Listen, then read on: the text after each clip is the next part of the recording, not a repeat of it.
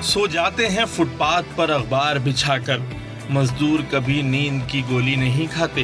جی ہاں، اب مزدوروں کو اخبار نہیں بچھانا پڑے گا، کیونکہ جامعہ کراچی کی طالبہ نے ایک ایسا منفرد بیگ تیار کر لیا ہے جس میں اوزار کپڑے رکھنے کے ساتھ ساتھ اسے بستر کی طرح آرام کرنے کے لیے بھی استعمال کیا جا سکتا ہے۔ طالبہ کو منفرد بیگ بنانے کا خیال بے گھر مزدوروں کو دیکھ کر آیا۔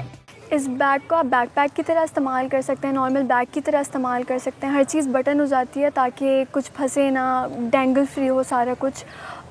اس کے اوپر ریفلیکٹیو اسٹرپس لگی ہوئی ہیں تاکہ رات میں اگر وہ اکیلے چلتے ہوئے جا رہے ہیں تو ان کے لیے سیف ہو، سو رہے ہیں اکیلے تو سیف ہو۔ سائڈ پہ چین اور لاک کا میکنزم ہے تو وہ کہیں درخت کے اوپر یا کسی پول کے اوپر چھوڑ کر جا سکتے ہیں، کیونکہ بے گھر ہوتے ہیں، اکیلے ہوتے ہیں، کہیں اگر جانا ہو۔ اس کے اندر پیچھے والی پاکٹ میں ان کا ہی ایک سلیپنگ سرفیس ہے جو اندر ہی لگا ہوا ہے۔ مزدور طبقے میں آزمائشی بنیاد پر اس بیگ کو متعارف بھی کرایا گیا ہے۔ یہ بہت اچھی چیز بنائی بچی نے، آرام دہ ہے بہت۔ اوزار وغیرہ سب کپڑے بھی اس میں رکھ سکتے ہیں، اب محفوظ رہیں گے، سر کے نیچے رہیں گے۔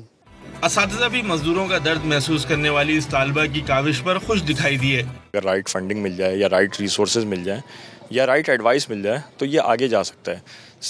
تو یہ بیگ سمجھیں کہ جو ہمارے مزدور طبقہ جو آتا ہے بیچارہ پورے ملک سے کراچی میں کام کرنے، رات میں جا کر وہ کہاں سوتا ہے کسی کو نہیں پتا۔ زنبیل کے نام سے منسوب یہ بیگ دبئی ڈیزائن ویک میں کامیابی بھی حاصل کر چکا ہے۔ طالبہ زینت یاسر ارادہ رکھتی ہیں کہ اس بیگ کو ایک پہچان دے کر جلد عوامی سطح پر متعارف کرایا جائے گا۔ کیمرہ مین علی جان کے ساتھ سید وسیم، ڈان نیوز، کراچی۔